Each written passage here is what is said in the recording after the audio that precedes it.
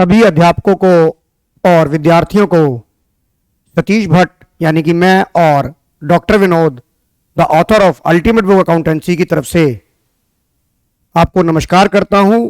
और आज मैं आप सभी के लिए जो आपका सीबीएसई का रिटन एग्जाम होना है 2022-23 की, जो सीबीएसई की गाइडलाइन है, उसके ऊपर डॉक्टर विनोद सर ने 2 पेपर डिज़ाइन किए हैं और जिसके पेपर को मैं आज आपके साथ डिस्कस करूंगा। और आशा करता हूं कि ये पेपर सभी विद्यार्थियों और अध्यापकों के काफ़ी काम आएंगे और उसका आंसर की भी मैं डिस्कशन करूंगा। और कुछ 2 बातें मैं आपकी सीबीएसई की गाइडलाइन में जो लिखी गई हैं वो अपने सभी अध्यापकों के साथ शेयर करूंगा। तो चलिए आज शुरू करते हैं हम जो हमारा रिटन एग्जाम होना है और रिटन एग्जाम के बारे में सीबीएसई की गाइडलाइन में क्या मेंशन किया गया है एग्जामिनर के लिए, उसकी भी चर्चा करेंगे। आइए चलते हैं, अब हम करते हैं हम सीबीएसई का practical exam.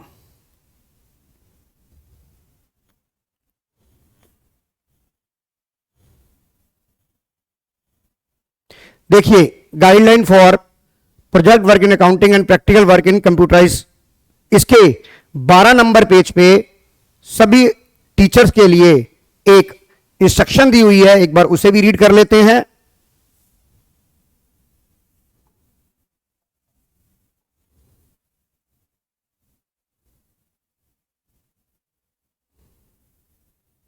Guideline for examiner.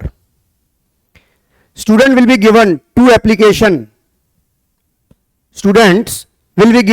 application oriented based problem of 6 marker each, covering the tools of analysis of financial statement, and the question paper will be set in consultation with the school teachers. Full stop. No question similar to the question given in the 3 hours question paper of the board should be asked here. And the second main line is the one on the day of the examination, both should be prepared at least 10 question each, both the internal and external examine. आप इसका screenshot भी ले सकते हैं। और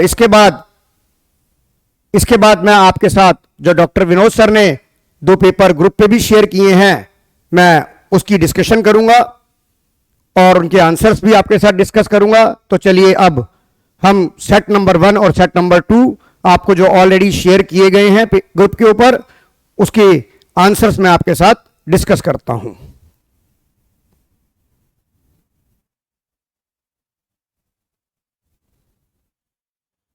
देखिए, पहला set that is ultimate book accountancy class 12th, set number 1। पहले मैं सेट नंबर 1 डिस्कस करूंगा, फिर उसके बाद सेट नंबर 2 इसी वीडियो में डिस्कस करूंगा। तो कृपया करके एंड तक ये वीडियो देखिएगा ताकि आपको सारे बच्चों को जो सॉल्यूशंस हैं वो अच्छे से समझ आ सकें और इसके ऊपर जो कीवर्ड्स हैं, की टर्म्स हैं, वो भी मैं स्टूडेंट्स के साथ डिस्कस करूंगा। आइए, तो पहला question, Vinod manufacturing limited purchase a machinery of ₹7 lakh, it receive dividend of ₹80,000 on it's investment and paid dividend of ₹1,40,000 on equity shares issued earlier during the year. The company sold an old machine of the book value of 80,000 at a loss of 25%. Interest was paid on debenture. Find out the cash flow from investing activity. सबसे पहले मैं आपको ये चीज discuss करना चाहूंगा कि cash flow में हम मेजर कंपनी को 2 कैटेगरी में डिवाइड करते हैं। One is the finance company and second type of company is non finance company. और यहां पर जो विनोद मैन्युफैक्चरिंग लिमिटेड है, it's not a non finance company, और इसने क्या करा, एक मशीनरी खरीदी है और हमें इन्वेस्टिंग एक्टिविटी निकालनी है। तो देखिए, इन्वेस्टिंग एक्टिविटी की डेफिनेशन क्या होती है, cell purchase of long term assets. तो आप ये देखिए, आपने मशीनरी परचेज करी, तो देखिए ये 7 लाख रुपए आपको आउटफ्लो हो गया। उसके बाद लिखा है it receive dividend of 80,000 on it investment. आपको dividend, underline the word dividend received. Dividend received आपकी इन्वेस्टिंग होती है, ये 80,000 आपका इन्वेस्टिंग में प्लस हो जाएगा। And paid dividend, underline the word paid dividend of ₹140 on equity shares. जैसा कि हम सबको पता है, अब तो सबको पता है कि जो डिविडेंड पेड होता है वो चाहे फाइनेंस कंपनी हो चाहे नॉन फाइनेंस कंपनी हो, हर कंपनी के लिए ये आउटफ्लो ऑफ फाइनेंसिंग एक्टिविटी होगा। तो हमें निकालनी है इन्वेस्टिंग एक्टिविटी। तो इस जो ये 1,40,000 जो हमें डिविडेंड पेड किया, ये हमारी फाइनेंसिंग एक्टिविटी है, ये हमारी इन्वेस्टिंग एक्टिविटी में नहीं आएगी। आगे चलते हैं हम। The company sold an old machine of the underline the word book value. Underline the word book value 80,000 at a loss of 25%। हमने एक पुरानी मशीन बेची जिसकी बुक वैल्यू 80,000 थी, उसको हमने 25% लॉस पे बेचा, यानी कि 80,000 की बुक वैल्यू थी, इसका 25% 1/4 हो जाएगा, यानी कि 20,000 रुपए हमने लॉस में बेची। तो यानी कि हमारी कंपनी को इनफ्लो कितना होगा, 60,000 रुपए का मेरा इनफ्लो होगा। तो ये मेरा प्लस हो जाएगा, ये मेरा प्लस हो जाएगा। तो अब मैं देखिए cash flow from investing activity कैसे निकालता हूं। मैंने आपके साथ सवाल डिस्कस कर लिया है, अब इसे कैसे मुझे रिटर्न एग्जाम में प्रेजेंट करना है, आइए अब मैं इसे प्रेजेंट करना सिखाऊंगा आपको।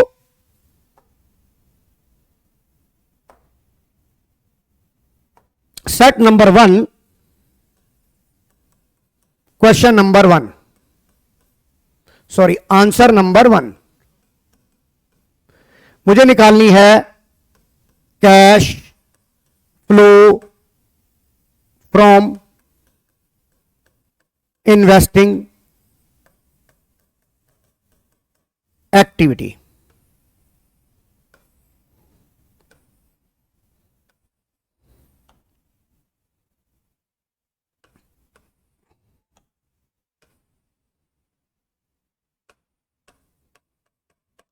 particulars,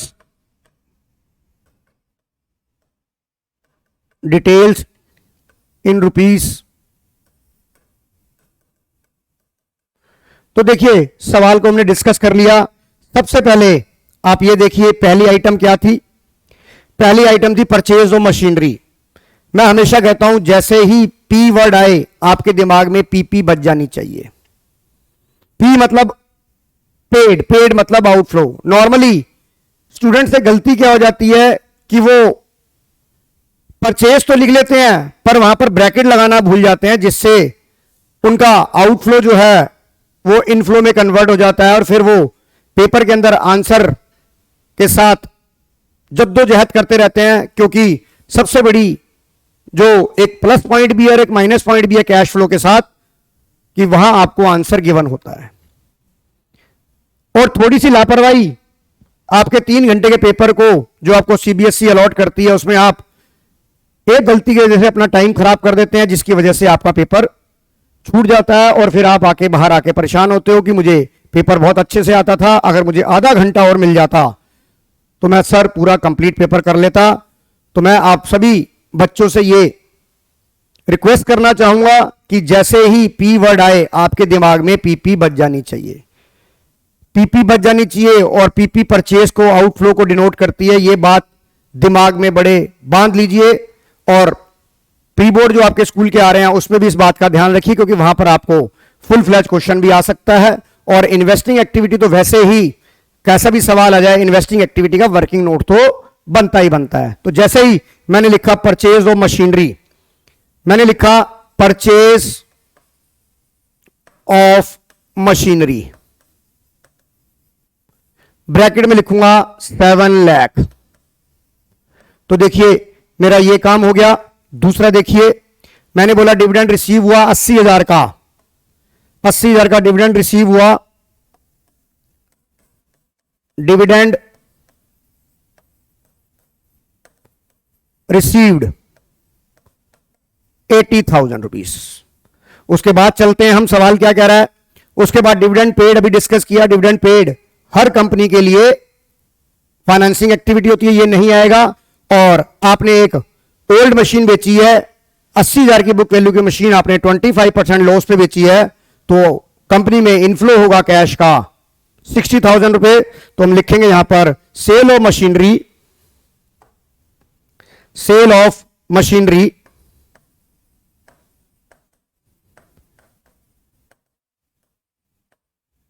80,000 माइनस लॉस मैंने निकाला था 20,000, डेट इज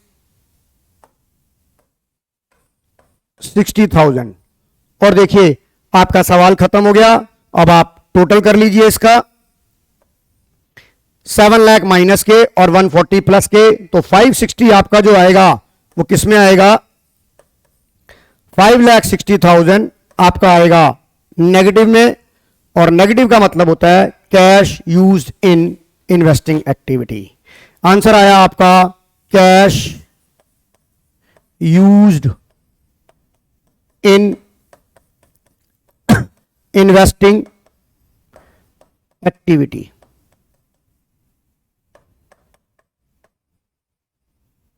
$5,60,000। और डॉक्टर विनोद सर का मैं बहुत शुक्रिया धन्यवाद करना चाहूंगा कि वो हम सभी टीचर्स और स्टूडेंट्स के लिए आज की डेट में इतने एफर्ट मारते हैं। टर्म 1 जब लास्ट ईयर हुआ तो उन्होंने हमें बहुत सहयोग करा, जिससे बच्चों का बड़ा ही फायदा हुआ। और उनकी मार्गदर्शन से मैं आप लोगों को, आप बच्चों, सभी बच्चों को मार्गदर्शन कर रहा हूं कि उन्होंने मुझे इस काबिल समझा कि मैं आपका मार्गदर्शन कर पाऊं। तो हम सभी को डॉक्टर विनोद सर का हार्दिक धन्यवाद करना चाहिए कि वो समय समय पर सीबीएसई की अपडेशन लेकर आते हैं, समय समय पर हमें लेटेस्ट अपडेशन देते हैं, क्या चेंजेस आए उसका सबका मार्गदर्शन हम सभी अध्यापकों और बच्चों को करते हैं। तो इस चीज के लिए मैं उनका हार्दिक धन्यवाद करता हूं। तो चलते हैं हम दूसरे क्वेश्चंस पर चलते हैं। ये आंसर आप नोट कर लीजिए, इसका आएगा answer cash use in investing activity.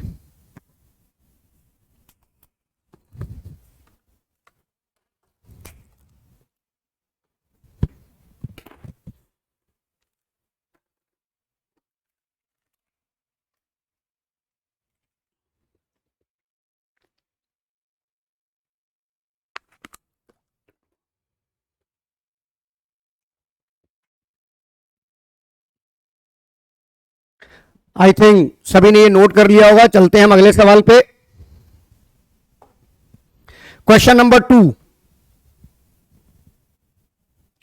Vinod limited issued 10,000 equity share of 10 each at a premium of 80% in the beginning of the year. The company also issue 5,000 9% debenture of 100 each at par, redeemable at a premium of 10% after 5 years. Cash flow from financing activity, cash flow from financing activity. तो आप ये देखिए, company ने 10,000 equity share issue करे 10 रुपए के हिसाब से और उसे प्रीमियम पे करा 80% पे, यानी कि 8 रुपए प्रीमियम पे दिया, डेट इज 10 + 8। और नंबर ऑफ डिबेंचर कितने थे, सॉरी नंबर ऑफ शेयर्स कितने थे, 10,000। मैं निकालना चाहता हूं cash flow from financing activity. तो चलिए मैं निकालता हूं, मैं फॉर्मेट बना लेता हूं इसका। Question number 2, cash flow from financing activity.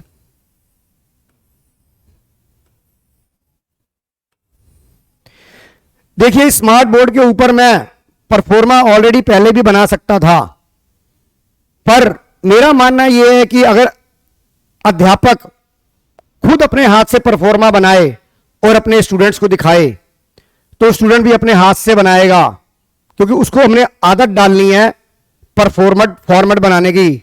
क्योंकि बच्चों के, आपको पता है, नंबर जो बच्चों आपके कटते हैं वो फॉर्मेट के भी नंबर कटते हैं, जर्नल फॉर्मेट के भी नंबर कटते हैं, नरेशन के भी नंबर कटते हैं। तो थोड़ा वीडियो लंबा हो जाएगा, पर बच्चों ये आपके लिए बहुत फायदेमंद रहेगा, क्योंकि जब एक अध्यापक फॉर्मेट बनाता है तो मजबूरी में आपको भी फॉर्मेट बनाने की आदत पड़ जाती है। तो चलिए मैंने लिखा cash flow from financing activity, particulars, details in rupees. आइए मैंने पहले लिखा इनफ्लो हुआ, issue of equity share capital, that is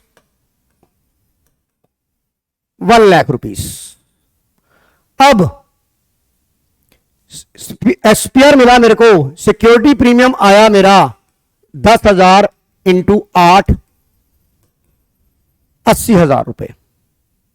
यहां पर अब एग्जामिनर ने बड़ा बढ़िया कॉन्सेप्ट रिकॉल कराया हम सब अध्यापकों के लिए और स्टूडेंट्स के लिए।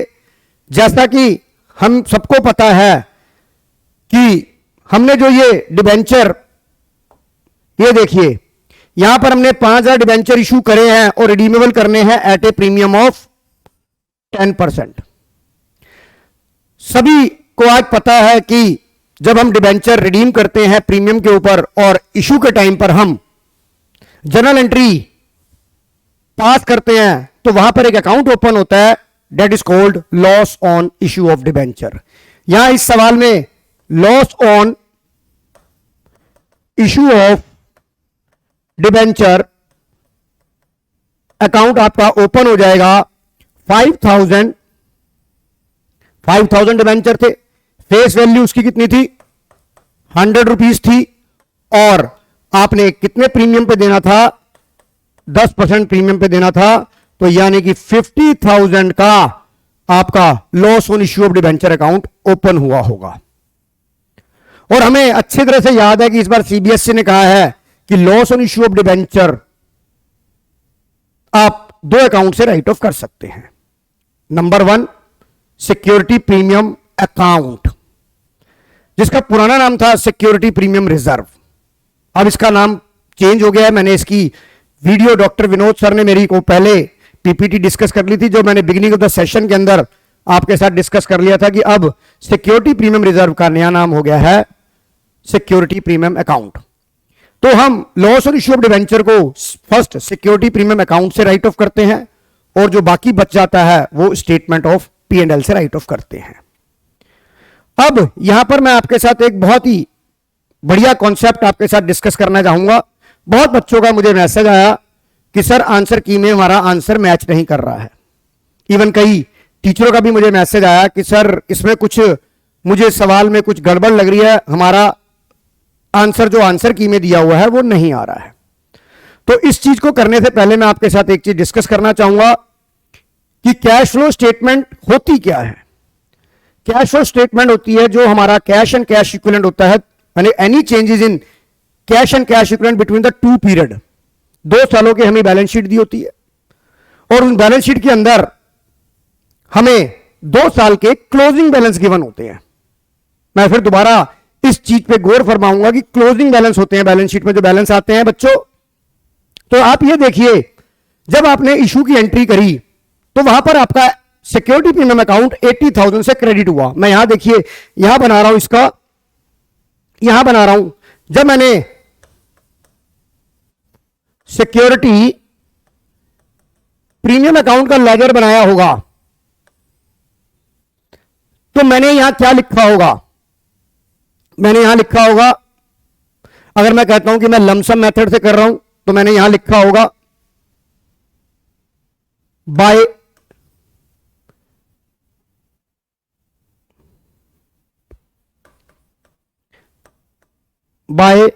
एक मिनट मैं पढ़ लूं, बाय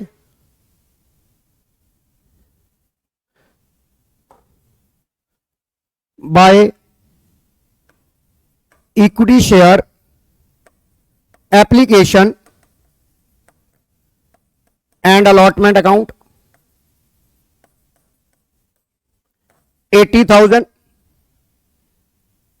हां सर ये तो किया था हमने जब मैंने बिगिनिंग ऑफ द ईयर में इशू किया, और आपको याद होगा हमने 31 मार्च को जब हम loss on issue of debenture के बारे में हमें यह पता है कि ये फर्स्ट ईयर में राइट ऑफ होता है जब डिबेंचर इशू होते हैं।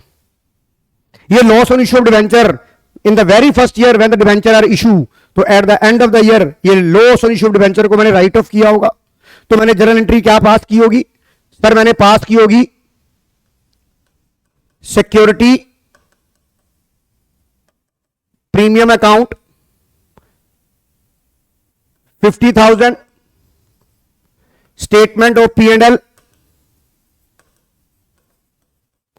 30,000 to loss on issue of debenture that is 80,000। अब आप इस जर्नल एंट्री का इफेक्ट देखिए। आप इस जर्नल एंट्री के ऊपर अब सिक्योरिटी प्रीमियम अकाउंट आपका डेबिट हो रहा है, किसकी वजह से? To loss on issue of debenture 50,000। तो आपका सिक्योरिटी प्रीमियम में जो आपका बैलेंस बचा, बैलेंस सीडी, वो कितना आया? 30,000 रुपीज। वो कितना आया? 30,000 रुपीज। और इस 30,000 को आप रिजर्व एंड सरप्लस के हेड में सिक्योरिटी प्रीमियम अकाउंट के नाम से लेके जाएंगे। इसे कैसे दिखाएंगे बैलेंस शीट के अंदर? जब हमने इसे बैलेंस शीट में दिखाया होगा, जब हमने एक सीएफएस के लिए बैलेंस शीट बनाई होगी, तो मैंने यहां पर क्या लिखा होगा? इक्विटी शेयर कैपिटल, यानी कि मैं इसका बता रहा हूं खाली, रिजर्व एंड सरप्लस के अंदर मैंने लिखा होगा सिक्योरिटी प्रीमियम अकाउंट डैश 30,000। तो जब मैं कैश फ्लो स्टेटमेंट बनाता हूं तो मैं तो क्लोजिंग बैलेंस को उठाता हूं। तो यहां पर एसपीआर, अब एसपीआर की आदत पड़ी है, सिक्योरिटी प्रीमियम कितना आया? 30,000 रुपए आया। क्योंकि बाकी का जो हमारा जो बैंक मिला हुआ है वो तो हमारा कैश एंड कैश इक्विवेलेंट में एडजस्ट हो जाएगा। तो यहां पर अब मैं यहां पे क्या लिखूंगा? Security proceed from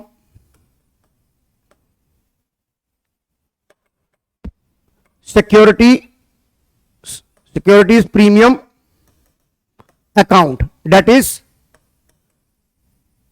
30,000।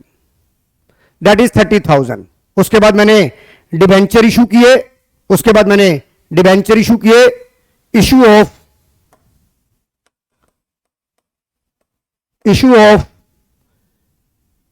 कितने परसेंट डिबेंचर थे? Issue of 9% debenture, issue of 9% debenture that is 5 lakh rupees. अब आपको पता है इंटरेस्ट ऑन डिबेंचर के ऊपर इंटरेस्ट पे करना पड़ता है। तो देखते हैं सवाल में कि डिबेंचर इशू कब किए हैं। हमें यह लिखा गया कि डिबेंचर, अंडरलाइन द वर्ड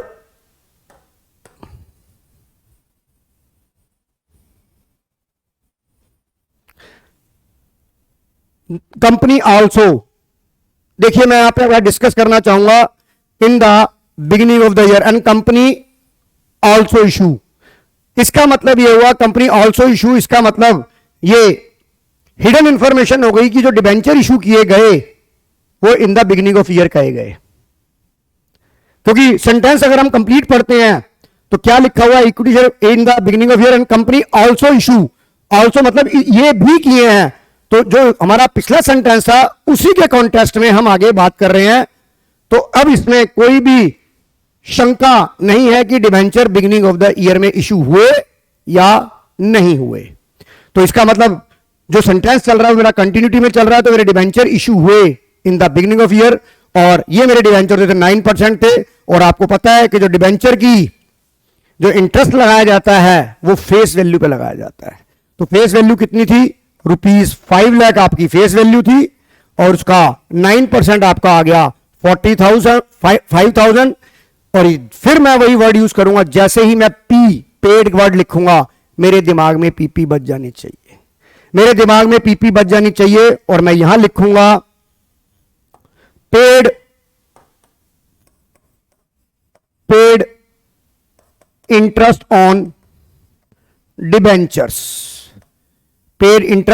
और पहले ब्रैकेट लगाऊंगा 45,000।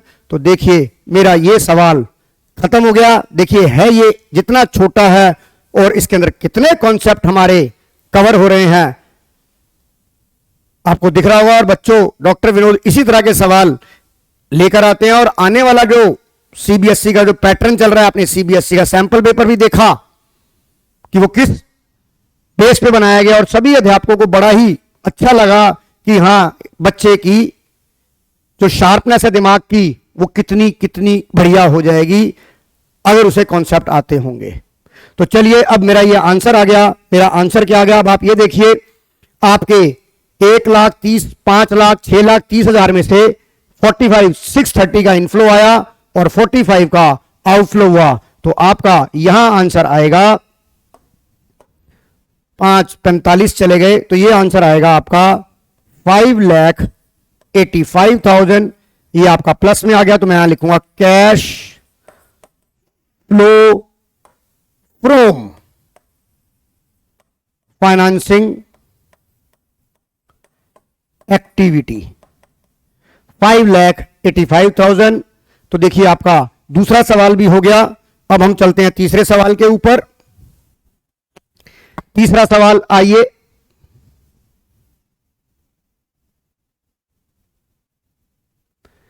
यह सवाल तो मैं अब बोर्ड पे इसी स्क्रीन पे ही डिस्कस कर दूंगा। Quick ratio of the company is 1:1।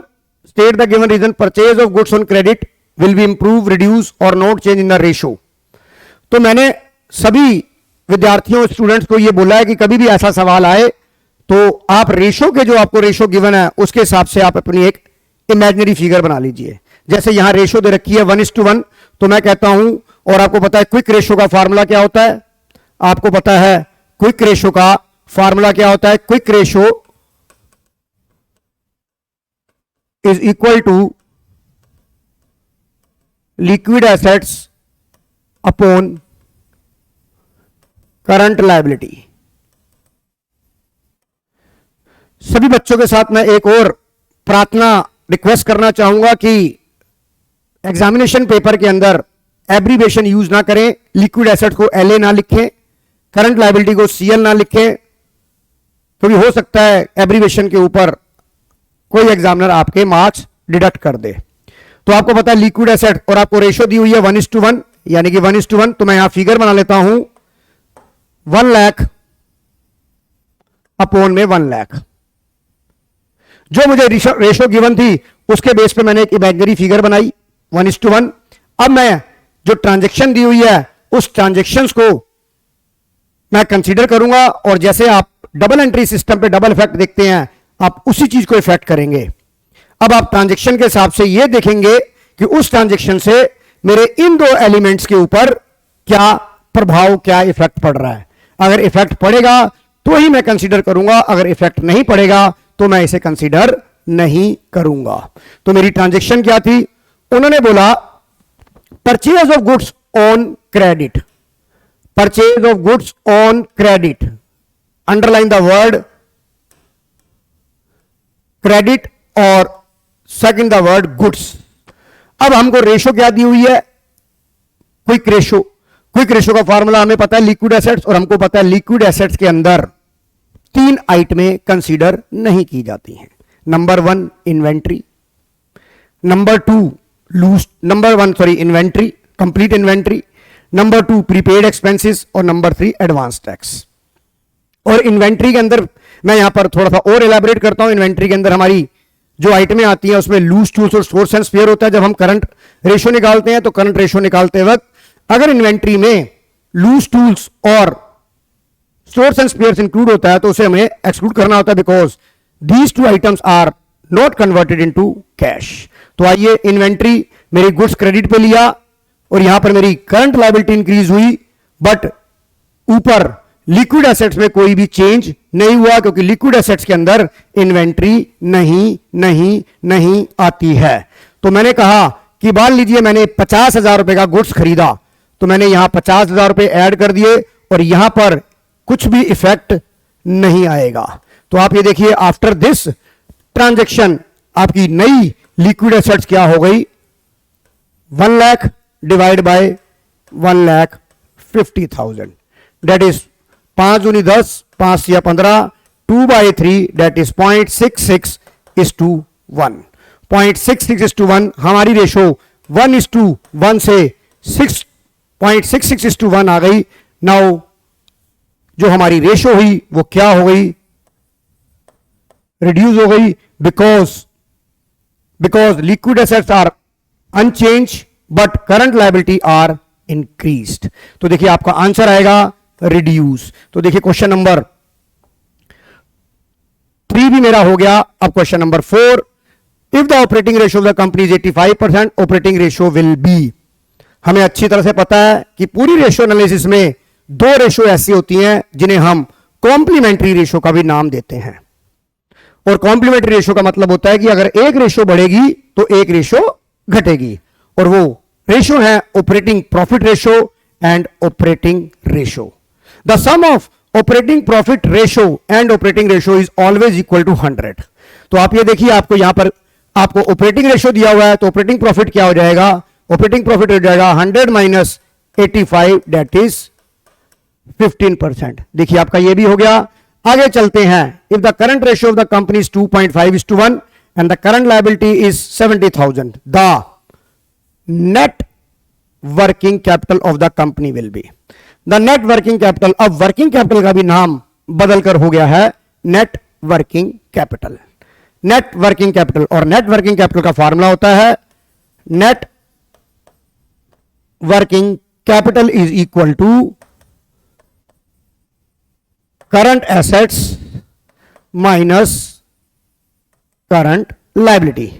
हमें क्या दिया हुआ है? हमें करंट रेशियो दी हुई है और करंट लायबिलिटी दी है। लेट करंट लायबिलिटी हमें दे रखी है, करंट लायबिलिटी 70,000 दी हुई है। यहां कर देता हूं, करंट लायबिलिटी दी हुई है हमें 70,000, तो करंट एसेट्स कितनी हो जाएगी? 2.5 इंटू 70,000। तो देखिए करंट एसेट्स भी आ गई और करंट लायबिलिटी भी आ गई। आप इसे कैलकुलेट करिए और बताइए कितना आ रहा है ये। सर ये आ रहा है 7 दूनी 14, 1 40 और 35, 1 75। ये मेरा आ गया 1 लाख। ओहो क्या हो गया तेरे को? 1,75,000 minus current liability is 70,000। Answer आया 1,05,000 रुपए।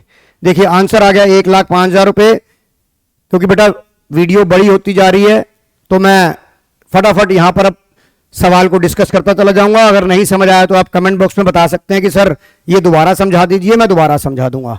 तो चलिए आगे चलते हैं क्वेश्चन नंबर 6 के ऊपर। क्वेश्चन नंबर 6 के ऊपर चलते हैं और मैं इसको इरेज कर देता हूं।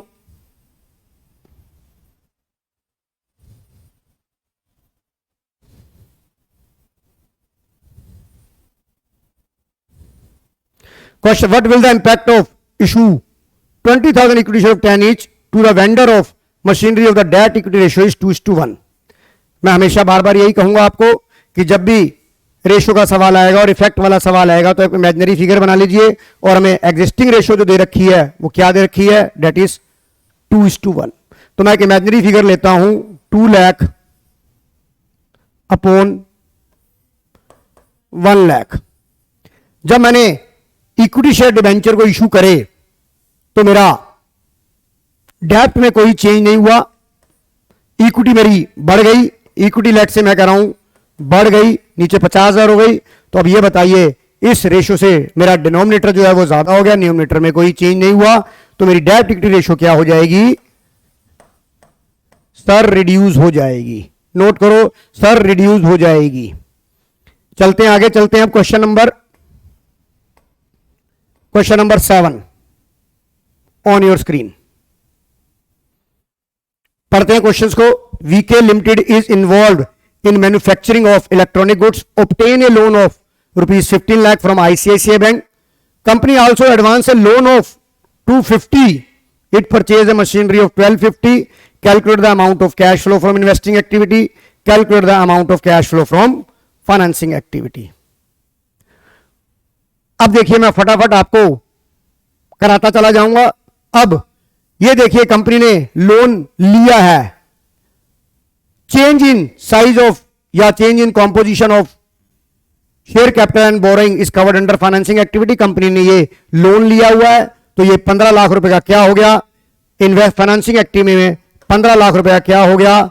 सर इनफ्लो हो गया। सर 15 लाख रुपए का इनफ्लो हो गया। आगे चलते हैं। Underline the word company also advance a loan. Advance a loan का मतलब होता है कंपनी ने किसी को एडवांस दिया है, और हमें यह पता है अगर कंपनी एडवांस देती है, एक बात यहां पर मैं डिस्कस करना चाहूंगा कि एडवांस चाहे शॉर्ट टर्म हो या लॉन्ग टर्म हो, एक नंबर का सवाल सीबीएसई कई बार पूछ लेती है कि शॉर्ट टर्म लोन एडवांसेस कहां आएंगे कैश फ्लो में, तो वो हमारी होगी investing inflow of investing sorry, मैंने एडवांस दिया है, कंपनी ऑल्सो एडवांस दिया है, तो मेरा क्या हो जाएगा, चाहे वो शॉर्ट टर्म हो चाहे वो लॉन्ग टर्म हो, वो मेरा होगा outflow of investing activity. Outflow of investing activity, तो मेरा इन्वेस्टिंग एक्टिविटी में आया 2,50,000। 2,50,000 मेरा आउटफ्लो हुआ, क्योंकि बिजनेस ने ये पैसा किसी को दिया है, कैश का आउटफ्लो हुआ है, और उसने एक मशीनरी परचेज करी है 12.5 लाख की, तो एड आउटफ्लो ऑफ, जैसे ही पी होगा पेड होगा मेरा पीपी बच जाएगा, मैंने 12.5 लाख ये दे दिया, तो आपका आंसर देखिए, आपका 15 लाख रुपए आपका आ गया cash used in investing activity, और कैश फ्लो फ्रॉम 15 लाख आपका आ गया cash flow from financing activity. तो हम अगले सवाल में चलते हैं, क्वेश्चन नंबर 8 के ऊपर। On your screen, phenol limited has provide the following information. हमें 2 साल की इंफॉर्मेशन दी हुई है और नीचे कुछ हमें एडिशनल इंफॉर्मेशन दे रखी है, और मुझे निकालना है cash flow from operating activity and cash flow from financing activity. सबसे पहले मैं ये नोट करूंगा कि मेरा प्रीवियस ईयर कौन सा है और करंट ईयर कौन सा है, क्योंकि उसी आधार पर मैं अपने डिसीजन ले पाऊंगा इनफ्लो और आउटफ्लो के। तो देखिए, ये मेरा प्रीवियस ईयर है और ये मेरा करंट ईयर है, ये मेरा प्रीवियस ईयर है और ये मेरा करंट ईयर है।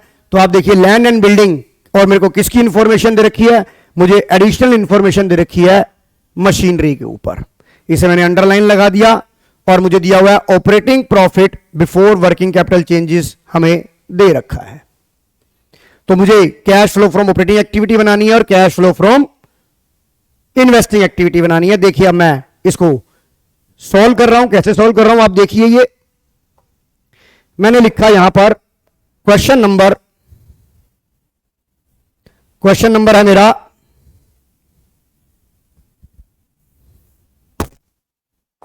Question number 8, question number 8, answer 8, cash flow from operating activity. और मुझे सवाल के अंदर क्या दे रखा है, मुझे दिया हुआ है, और अगले पेज पे बना लेता हूं मैं, cash flow from investing activity, और मैंने सवाल को रीड कर लिया, तो मुझे यहां पर वर्किंग नोट भी बनाने पड़ेंगे।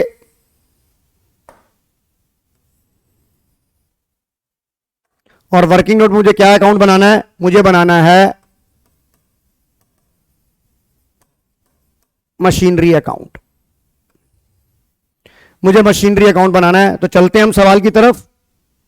देखिए, लैंड एंड बिल्डिंग में कोई एडजस्टमेंट नहीं है, और ये हो गया 8 लाख से 11 लाख। इसका मतलब 3 लाख की लैंड एंड बिल्डिंग परचेज हो गई, क्योंकि कोई एडिशनल इंफॉर्मेशन इसके बारे में नहीं है। तो जैसे ही पी बजेगा मेरे दिमाग में पीपी बच जानी चाहिए। The purchase of land and building is covered under investing activity. Purchase of land and building, bracket में लिख दूंगा 3 लाख, ब्रैकेट में लिख दूंगा मैं 3 लाख। आगे चलते हैं हम, ब्रैकेट में 3 लाख लिखने के बाद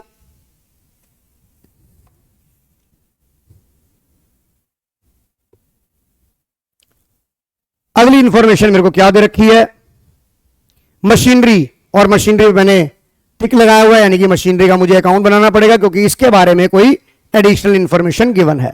मशीनरी का ओपनिंग बैलेंस 6 लाख 7 लाख, तो मैं मशीनरी में गया, मैंने लिखा यहां to balance brought down 6 lakh by balance CD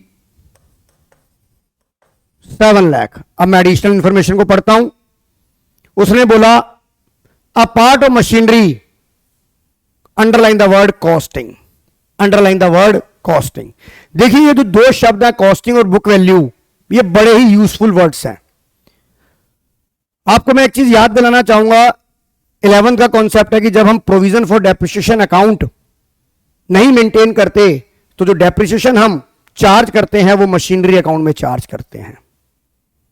इसका मतलब यह है कि जब हम डेप्रिसिएशन मशीनरी अकाउंट में चार्ज करते हैं तो मशीनरी अकाउंट का जो बैलेंस बचता है वो बुक वैल्यू पे बचता है, क्योंकि बुक वैल्यू की डेफिनेशन होती है, हमने 11th के टर्म 11th में पढ़ा, book value means cost minus depreciation. पर जब हम provision for depreciation account maintain करते हैं तो डेप्रिसिएशन जो है वो मशीनरी अकाउंट में ना लगाकर एक अलग अकाउंट में लगाते हैं जिसका नाम है प्रोविजन फॉर डेप्रिसिएशन। तो उस केस में जो आपका मशीनरी अकाउंट मेंटेन होता है वो कॉस्टिंग पे मेंटेन होता है। बट इस सवाल के अंदर मुझे प्रोविजन फॉर डेप्रिसिएशन या एक्यूमुलेटेड डेप्रिसिएशन का कोई बैलेंस नहीं दिया हुआ। इसका मतलब यह हुआ कि company provision for depreciation account को मेंटेन नहीं कर रही, प्रोविजन फॉर डेप्रिसिएशन को मेंटेन नहीं कर रही। इसका मतलब जो डेप्रिसिएशन चार्ज कर रही है वो मशीनरी अकाउंट में चार्ज कर रही है। तो जो मशीनरी अकाउंट का जो ये मुझे बैलेंसेस दिए हुए हैं 6 लाख 7 लाख, ये मेरे क्या है, बुक वैल्यू है। अब आप देखिए मैंने कितने का बेचा, 1,75,000 का बेचा, तो मैंने यहां लिखा बाई बैंक 1,75,000। अब आपको पता है कि जब कोई मशीनरी बिकती है तो उस पर कोई गेन या लॉस मुझे कैलकुलेट करना होता है। अब मैं कैसे कैलकुलेट करूंगा, आइए ये देखिए, आइए ये देखिए,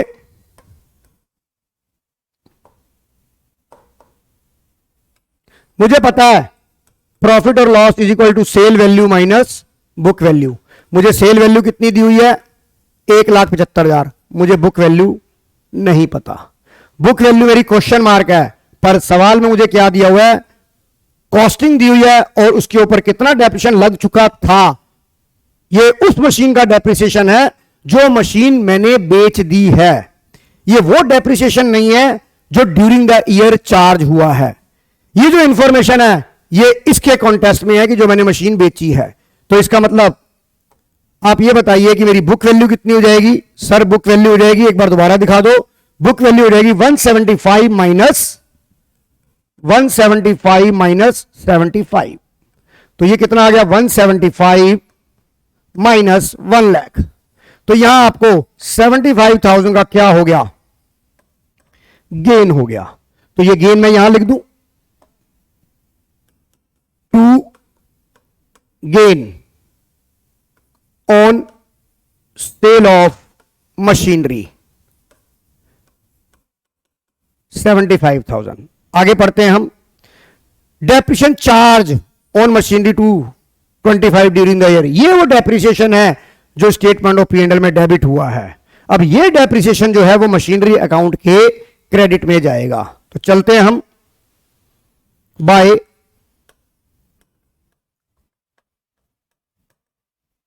डेप्रिसिएशन अकाउंट 2,25,000। देखिए मशीनरी से रिलेटेड मेरी सारी एंट्रियां हो चुकी हैं। अब मैं यहां से एक बैलेंसिंग फिगर निकालूंगा, जो बैलेंसिंग फिगर मुझे यह बताएगी कि इस साल कंपनी ने कितने की मशीनरी परचेज की थी। तो आइए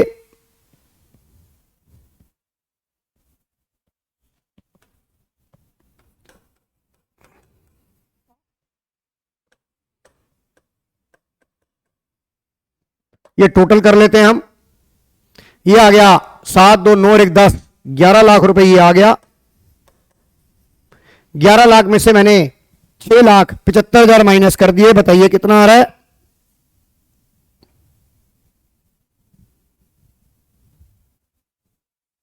सर आप ही निकाल लो। अच्छा जी निकाल लेते हैं।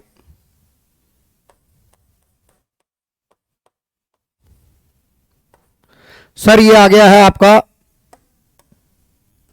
4,25,000 ये मेरी बैलेंस शीट फिगर आई।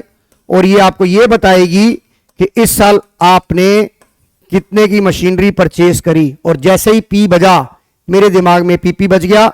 अब मैं दूसरी ट्रांजैक्शन पे बाद में जाऊंगा, पहले इसकी लोकेशन दे दूंगा, क्योंकि मुझे कौन कौन सी एक्टिविटी निकालनी है। आइए,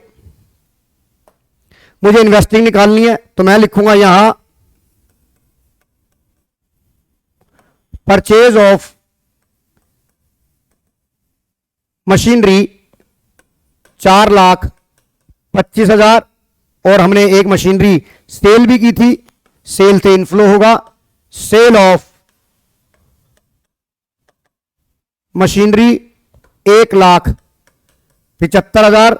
देखिए, जो जो आइटम आती जा रही है मैं उसको वहां वहां प्लेस करता जा रहा हूं। चलिए आगे चलते हैं। ये भी हो गया, ये भी हो गया। पेटेंट, पेटेंट मेरे 40,000 से जीरो हो गए। इसका मतलब पेटेंट मेरी इंटेंजिबल एसेट्स होती है, और इंटेंजिबल एसेट्स अगर कुछ नहीं लिखा तो ये अमोर्टाइज हो जाएगी, और ये आपका ऐड होगा adjustment for non cash and non operating items में। उसके बाद चलते हैं हम कॉपीराइट। कॉपीराइट 0 से 1 लाख हो गया। इसका मतलब मैंने कॉपीराइट परचेज किए, और जैसे ही पी परचेज हुआ, पी बज गया मेरे दिमाग में, इन्वेस्टिंग एक्टिविटी में आया, तो मैं लिखूंगा purchase of copyright. Purchase of copyright, purchase of copyright, bracket में लिखूंगा 1 लाख रुपए, ब्रैकेट में लिखूंगा 1 लाख रुपए। चलिए आगे, ये भी हो गया कॉपीराइट। अब आइए ट्रेड रिसीवल, ये मेरा पार्ट है ऑपरेटिंग एक्टिविटी का, और मैंने ऑपरेटिंग एक्टिविटी निकालनी है, तो अब मैं ऑपरेटिंग एक्टिविटी की तरफ चलता हूं। ये मेरा, मुझे क्वेश्चन में क्या गिवन था? मुझे गिवन था ऑपरेटिंग प्रॉफिट बिफोर। मुझे पहले वाले कुछ करने की जरूरत नहीं, क्योंकि जब मुझे सवाल में operating profit before working capital changes दिया है, तो मैं पहले की कैलकुलेशन नहीं दिखाऊंगा। वर्किंग कुछ बच्चे पूरा करते हैं, वो अपना टाइम खराब करते हैं। Changes 3,77,500, add decrease in current assets, comma increase in current liability, less increase in current assets, decrease in current liability. ये क्या निकल कर आता है? Cash generated from operation. चलिए मैं इस इंफॉर्मेशन के हिसाब से यूज करता हूं, तो मेरे को ऑपरेटिंग प्रॉफिट दिया हुआ है। अब आप ये देखिए, ट्रेड रिसीवल 2,22,000 से 3 लाख हो गए, इंक्रीज इन करंट एसेट्स हो गया, तो मेरा आउटफ्लो हो गया, मेरा आउटफ्लो हो गया increase in current assets, increase in trade receivable. Amount आ जाएगा मेरा, ये आ गया 75, एक आ गया 77,500 रुपीज। इन दोनों का डिफरेंस देखिए, मैं यहां निकाल के भी दिखा देता हूं। 2,22,500, 005, 9 में से 2 गया 7, 9 में से 2 गया 7, 77,500 का आउटफ्लो हो गया। मैंने यहां लिख दिया लेस, ब्रैकेट में लिखूंगा 77,500, 77,500 यहां आ गया। आगे चलते हैं हम। सर तो सवाल ही खत्म हो गया और पता भी नहीं लगा। हाँ देखिए, अगर आप इस तरीके से करेंगे तो पता भी लगेगा आपके कॉन्सेप्ट, और आप कहोगे वो सर जो गेन था, वो जो डेप्रिसिएशन था, उसको आपने वहां पर क्यों नहीं दिखाया? क्योंकि मुझे यहां पर operating profit before working capital changes जब मुझे गिवन है, तो मैं ज्यादा टेंशन क्यों लूं? मैं पुरानी चीज, मैं गड़े मुर्दे क्यों उखाड़ूं, जब मुझे सब चीज पहले से ही पता है, मेरे को सवाल में दे रखा है। जैसे 2 साल पहले एक कैश फ्लो का सवाल आया 6 मार्कर में, और वहां पर cash flow from operating activity का आपको आंसर गिवन था। तो जब कॉपियां चेक हुई तो काफी बच्चों ने कंप्लीट कैश फ्लो बनाई, हालांकि आंसर जो दिया था एग्जामिनर ने वही आना था, वहां पर सिर्फ आपको ए लिखना था, cash flow operating activity, but students ने कंप्लीट ऑपरेटिंग एक्टिविटी निकालकर अपने समय को व्यर्थ किया और उस वजह से कई बच्चों का समय में पेपर नहीं हो पाया और 5-7 नंबर का पेपर उनका छूट गया। तो आपने वहां हार्डवर्क के साथ साथ स्मार्टनेस भी दिखानी है कि एग्जामिनर ने आपको अगर लड्डू दे दिया है तो आप लड्डू को ले लो, ये मत देखो कि ये लड्डू बना कैसे था। तो चलते हैं, अब आगे चलते हैं। सवाल हमारा खत्म हो गया, तो आइए अब हम इस सवाल को करते हैं, चलते हैं आगे। अब आप बताइए कैसे होगा।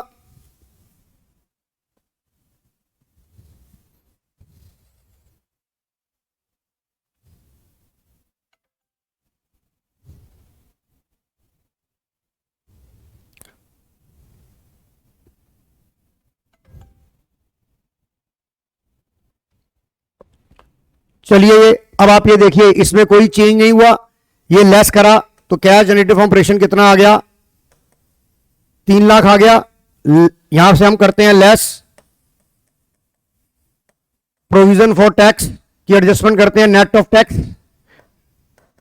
नेट ऑफ रिफंड, ये कुछ भी नहीं था तो ये आपका आंसर आ गया 3 लाख, और ये फाइनल आंसर आ गया आपका 3 लाख, और ये आपका पॉजिटिव में आया तो आंसर होगा cash flow from operating activity 3 lakh. 3 lakh देखिए ये भी आ गया। अब आगे चलते हैं हम। ये मेरी इन्वेस्टिंग एक्टिविटी है, इसमें 4 और 3 7 25 8 25 मेरा 4 और 3 7 8 25 नेगेटिव का है और 1 75 मेरा पॉजिटिव है। तो नेगेटिव का आंसर आया 12 में से 7 गए 5,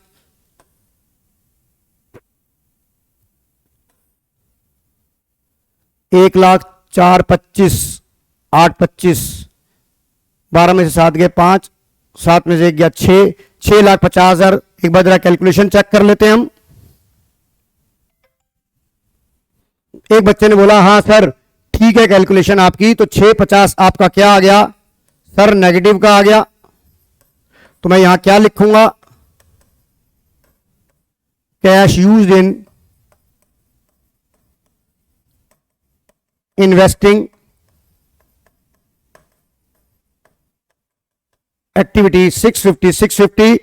तो चलिए अगले सवाल पे चलते हैं, क्वेश्चन नंबर 9 पे। लास्ट सवाल है और वीडियो की लेंथ भी काफी लंबी हो चुकी है, आई थिंक 52 मिनट हो गए हैं। अगर मुझे ढंग से डिस्कस करना है तो मेरे को टाइम तो देना पड़ेगा। तो आज हम सेट 1 को डिस्कस करेंगे। आप कमेंट बॉक्स में बताइएगा कि आपको ये वीडियो कैसी लगी, ताकि मैं फिर सेट 2 भी आपके लिए बनाऊंगा, और उस सेट 2 में मेरा कम टाइम लगेगा क्योंकि अब आपको एक आइडिया लग चुका है। और सेट 2 के साथ साथ मैं आपको वाई क्वेश्चंस भी डिस्कस करूंगा जो एक्सटर्नल एग्जामिनर जो है वो आपका आके पूछेगा। तो चलिए मुझे डेट इक्विटी रेशियो निकालनी है, मैं यहां निकाल लेता हूं। इसका फॉर्मूला होता है डेट अपॉन इक्विटी। आपको यहां पर ध्यान रखना है कि जो हम डेट इक्विटी रेशियो लेते हैं, तो डेट जो होता है only only only only only only only only only long term borrowing plus long term provision. Long term borrowing and long term provision, ये सिर्फ 2 ही चीजें होती हैं। तो आप ये देखिए 8% debenture 80,000 your long term borrowing, bank loan term loan लिया है also long term borrowing, share capital share holder equity का पार्ट है 70,000, journal reserve share holder reserve and surplus का पार्ट शेयर होल्डर फंड, ये हो गया सरप्लस। अब देखिए सरप्लस स्टेटमेंट ऑफ पीएनएल के बारे में ना डेबिट लिखा है ना क्रेडिट लिखा है, तो बाय डिफॉल्ट हम इसे प्रॉफिट मानते हैं। ये चीजें आपने पार्टनरशिप में भी करी, तो 25,000 रुपए मेरा 25,000 यहां आ गया। तो देखिए 1 लाख बटा में 1 lakh, 1 lakh divide by 1 lakh, your debt equity ratio is 1:1। तो देखिए मेरा सेट नंबर 1 कंप्लीट हो गया। तो मैं अब अगली क्लास में आपके साथ सेट नंबर 2 डिस्कस करूंगा। तो प्लीज आप मुझे बताइएगा कि आपको ये वीडियो कैसी लगी, और अगर अच्छी लगी तो सतीश अकाउंट क्लासेस के चैनल को सब्सक्राइब करिएगा, ताकि आपके साथ मैं आगे और वीडियो भी शेयर करता जाऊं। और मैंने कई प्लेलिस्ट आपके साथ शेयर करी है, तो काइंडली अगर आप अपना इसका बेनिफिट उठाना चाहते हैं तो चैनल चाहे सब्सक्राइब करिए ना करिए, वीडियो देख लीजिए। और मैंने अपने चैनल को मोनेटाइजेशन भी नहीं किया, मुझे पैसे की इतनी लालच नहीं है कि मेरे स्टूडेंट्स का फायदा हो जाए। डॉक्टर विनोद भी इसी निष्ठा के साथ काम कर रहे हैं कि हम स्टूडेंट का हम कैसे अपने आप को वहां तक पहुंचा पाए कि बच्चों का फायदा हो और बच्चे बोर्ड में अच्छे नंबर लेकर पास हो जाएं। तो आज की क्लास में यही ओवर करता हूं। मेरी और डॉक्टर विनोद की तरफ से आपको बहुत बहुत शुभकामनाएं। आपके प्री बोर्ड अच्छे हों। तो इसके साथ मैं सेट 2 में मिलूंगा। नमस्कार सर।